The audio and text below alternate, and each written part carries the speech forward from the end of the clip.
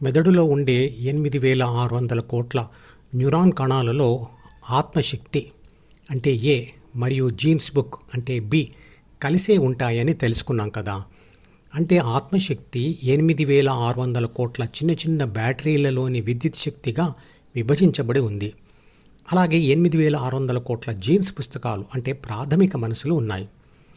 Cell ఫోన్లో ఉన్న బ్యాటరీని సెల్ ఫోన్ సర్క్యూట్తో కలపడానికి లేదా విడగొట్టడానికి ఒక స్విచ్ ఉంటుంది.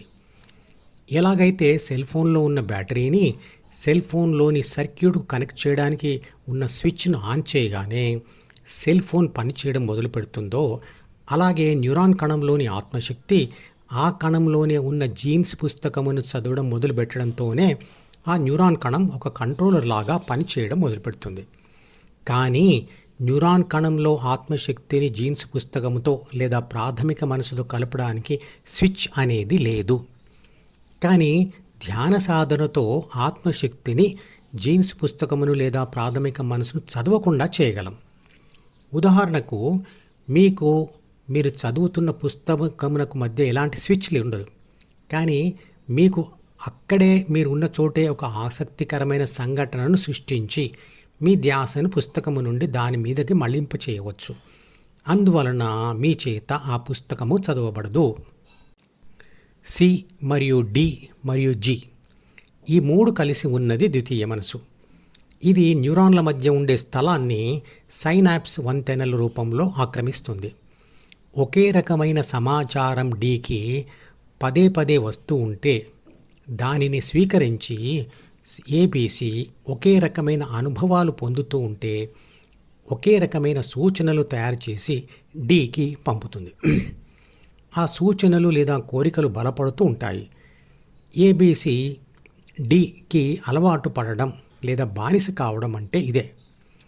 ధ్యాన మళ్లింపు పద్ధతిలో ఏబీసీ తన ధ్యాసను డి నుండి మళ్లించి శ్వాస మీద ఉంచుతూ ఉంటే, అంటే ధ్యానం చేస్తూ ఉంటే డిలోని ప్రాపంచిక సమాచారంను మరియు కోరికలను వాడడం ఉండదు, కాబట్టి అవి నెమ్మదిగా క్షీణిస్తూ ఉంటాయి.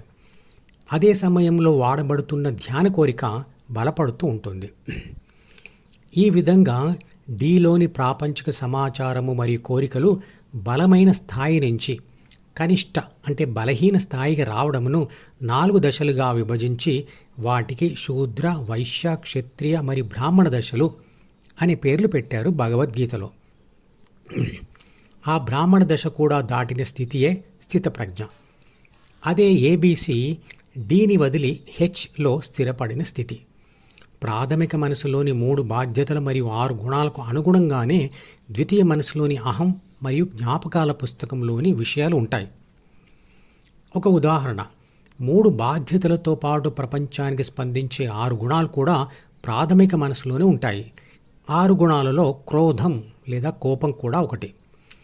ప్రపంచంలో నుండి ఈ ద్వారా డిలోకి వచ్చిన కోప సమాచారాన్ని విశ్లేషించి ఏబీసీ కోపం అనే సూచనను తయారు చేసి మళ్ళీ డిలోనే రాసుకుంటుంది.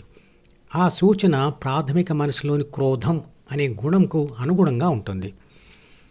ఏబీసీ డిలోని కోప సమాచారం మరియు సూచనల మధ్య ఉంటూనే కోపాన్ని ఎలా తగ్గించుకోవాలని ఆలోచిస్తే అది ఫలితాన్ని ఇవ్వదు.